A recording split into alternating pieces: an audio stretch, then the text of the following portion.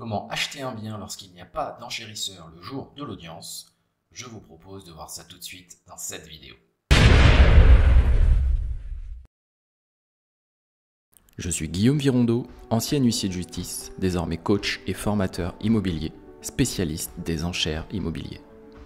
Auteur du livre Enchères immobilières, les secrets pour réussir et s'enrichir, j'accompagne les investisseurs qui souhaitent se diversifier et exploser leur plafond de verre grâce aux enchères. Sur cette chaîne, tu découvriras du contenu qui te permettra de tout comprendre à l'univers des enchères judiciaires. Avant de rentrer dans le vif du sujet, je vous rappelle que vous pouvez vous inscrire sur mon blog dont le lien figure en description. Une fois que vous serez inscrit au formulaire, vous aurez accès à ma newsletter que vous recevrez une fois par mois, entièrement gratuite et dédiée aux enchères judiciaires.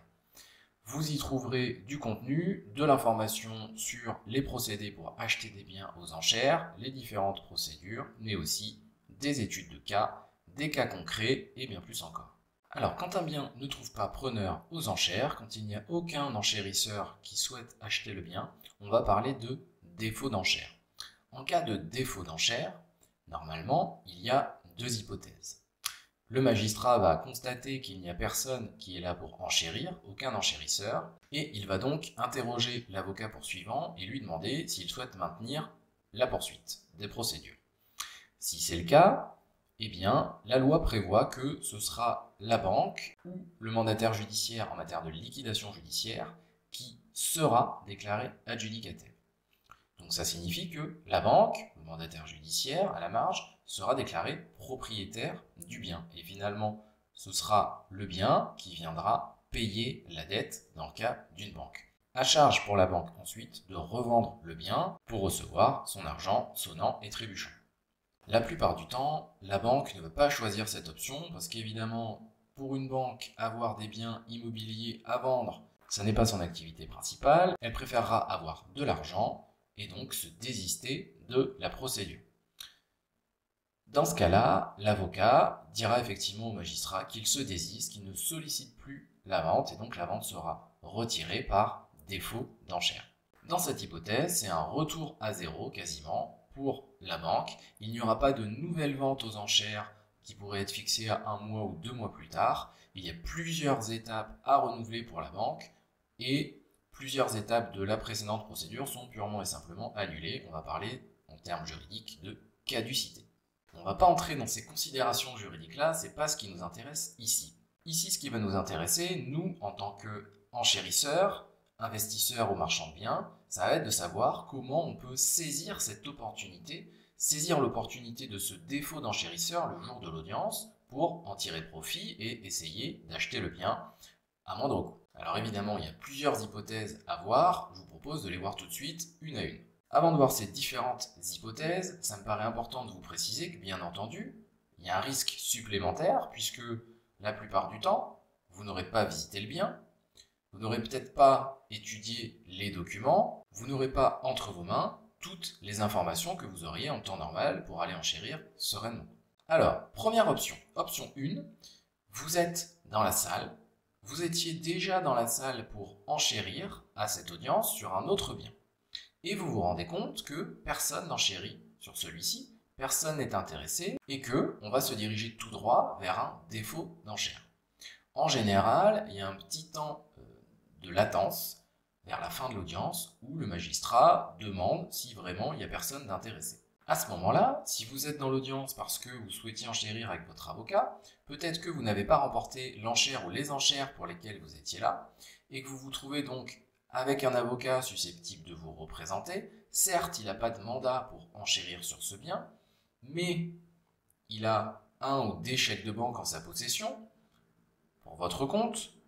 Peut-être que ces chèques de banque sont d'un montant supérieur au montant obligatoire qu'il doit avoir pour enchérir sur le bien en question, qui fait l'objet, qui va faire l'objet potentiellement d'un défaut d'enchère.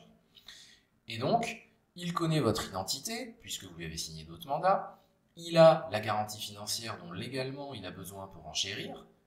Peut-être que ça peut être opportun pour vous de vous positionner sur la mise à prix pour essayer de remporter ce bien, si évidemment c'est un bien susceptible de vous intéresser au niveau du secteur, au niveau de la typologie de bien, Peut-être que ça vaut le coup de revoir un petit peu vos critères parce que c'est le prix qui fait l'opportunité. Il faut parfois savoir sauter sur des occasions, sur des opportunités quand elles se présentent.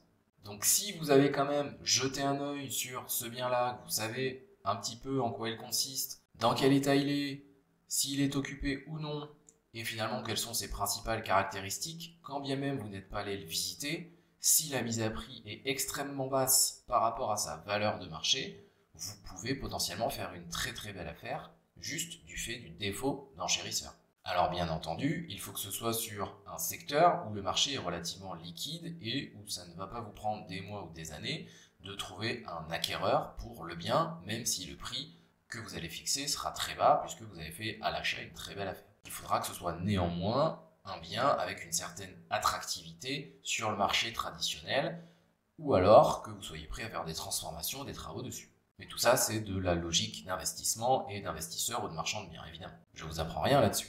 Il faudra aussi, bien entendu, que votre avocat accepte d'enchérir alors même qu'il n'a pas de mandat spécifique pour ce bien. Mais bon, si c'est votre avocat, que vous lui avez déjà signé d'autres mandats, peut-être que vous l'avez déjà fait travailler par ailleurs pour d'autres biens, pour d'autres enchères, il vous fait confiance, il n'y a pas de raison, il régularisera ensuite avec un nouveau mandat pour ce bien-là. Vous connaissez par avance le montant de ses honoraires. Pour le reste, finalement, il n'y aura pas de surprise. L'option 2, ça va être celle dans laquelle vous êtes dans la salle, vous vous trouvez dans la salle des ventes aux enchères, à l'audience, mais vous n'avez pas d'avocat. Vous êtes là parce que vous êtes en phase de prospection, peut-être que vous veniez parce que vous suivez quelques biens, mais sans avoir pris d'avocat parce que, selon vous, ils allaient se vendre trop cher et vous saviez d'ores et déjà que vous ne souhaitiez pas enchérir parce que ça n'en valait pas la peine, potentiellement pas la peine selon vous, il n'y avait pas suffisamment de chance pour vous de remporter les enchères. Et bien à ce moment-là, la première des choses à faire, ça va être de trouver un avocat.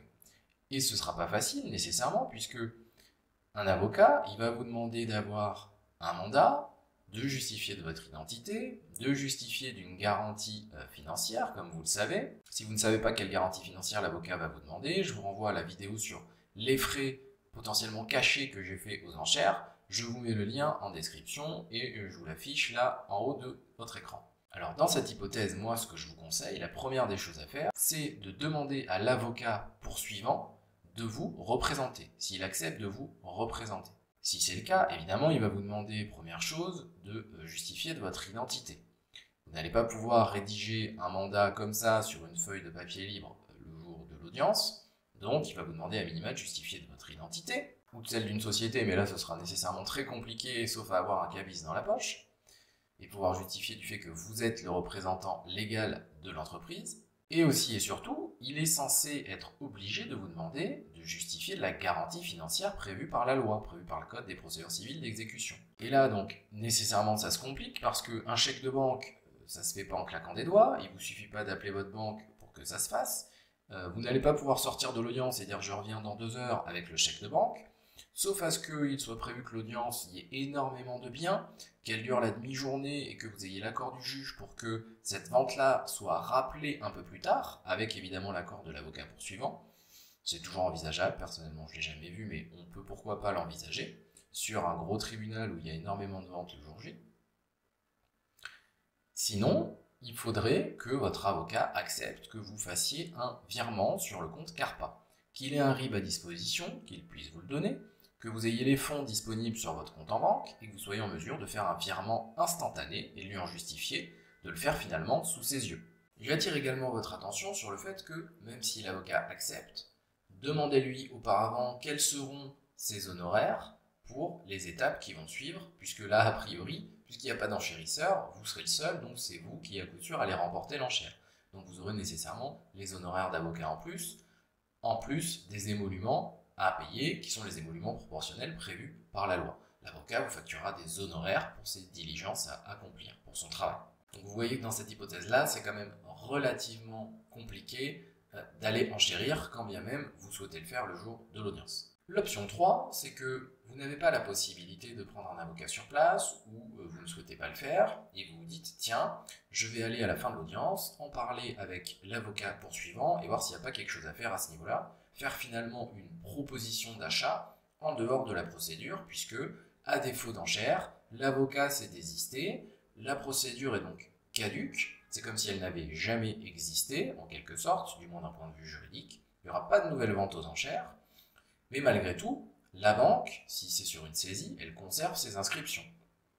Elle conserve son privilège du prêteur de deniers, elle conserve son hypothèque conventionnelle. Si c'est une vente à l'initiative du syndic de copropriété pour défaut de paiement des charges de copropriété, là encore, le syndic de copropriété, avant, il faut inscrire ce qui s'appelle une hypothèque légale sur le fondement justement de ce défaut de paiement des charges de copro. Donc, dans un cas comme dans l'autre, il vous faudra l'accord de l'avocat, ou du moins que l'avocat transmette à son client, à sa cliente, pour avoir leur accord pour acheter le bien à côté. On va voir dans quelles conditions tout de suite. Mais ça ne va pas se faire tout seul non plus.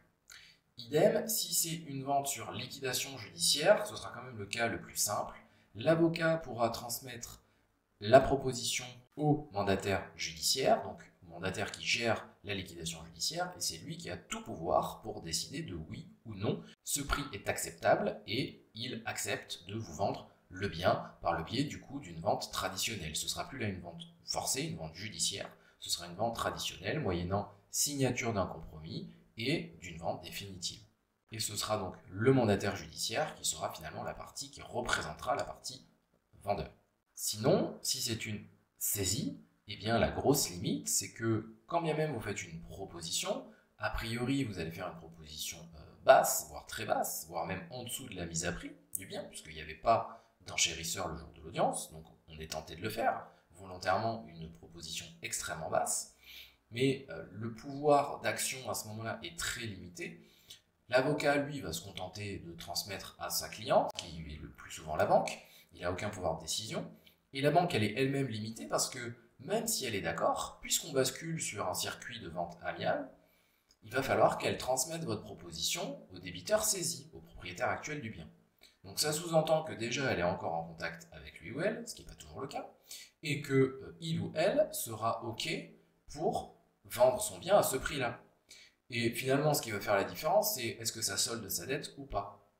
Si ça solde pas sa dette, il y a peu de chances pour qu'il soit d'accord, parce que ça signifie qu'il devra toujours de l'argent à la banque, quand bien même le bien a été vendu. La banque aura toujours de l'argent à lui réclamer, et ce pendant toutes les années à venir. Ça ne va pas mettre un terme finalement à sa dette, du simple fait de la vente du bien. Donc il faut malgré tout, alors se fixer sur la dette, c'est toujours possible, de dire, eh bien voilà, le restant dû est de temps, eh bien je propose tant, puisque comme ça, la banque est désintéressée, donc elle a tout intérêt à accepter, puisqu'elle n'aura plus du tout de créance, plus rien ne lui sera dû, et le vendeur, ou du moins le propriétaire actuel, eh bien, voit sa dette soldée, donc finalement il repart à zéro pour lui. Malgré tout, ce que je vous conseille, c'est de faire une proposition, alors en adéquation avec la valeur du bien, évidemment pas à la valeur du bien, sinon ça n'a aucun sens et aucun intérêt, mais d'expliquer de quelle décote il s'agit, pourquoi vous faites cette décote-là, comment vous allez exploiter le bien derrière, etc., etc. Pour malgré tout que les gens ne se disent pas que vous essayez uniquement de profiter de la situation, même si c'est le cas et que c'est une opportunité pour vous de faire un investissement, un achat intéressant, et bien d'être en mesure de dire voilà pourquoi je propose ce prix-là, parce que vous savez, la partie en face, que ce soit la banque, alors la banque dans une moindre mesure évidemment, elle, tout ce qui l'intéresse c'est d'être payé, mais la partie saisie, elle va se dire, bah, après tout, moi peu importe, je garde mon bien, je suis dedans, si en plus il vit dedans, autant vous dire qu'il se réjouit du fait qu'il n'y ait pas d'enchérisseur, il sera sans doute pas OK pour vendre si ça solde pas sa dette.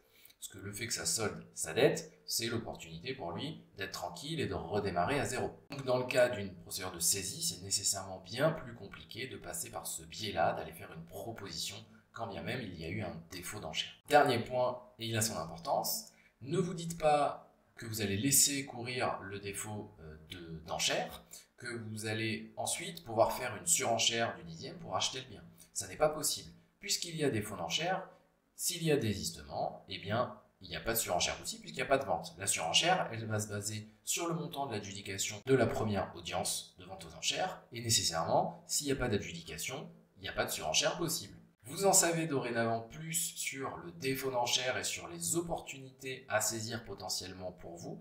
Attention néanmoins, là encore, à ne pas aller acheter un bien sur lequel vous n'avez aucune information parce que malgré tout, vous prenez des risques et qu'il faut toujours que les risques soient calculés. Je vous dis à très vite pour une prochaine vidéo. Ciao!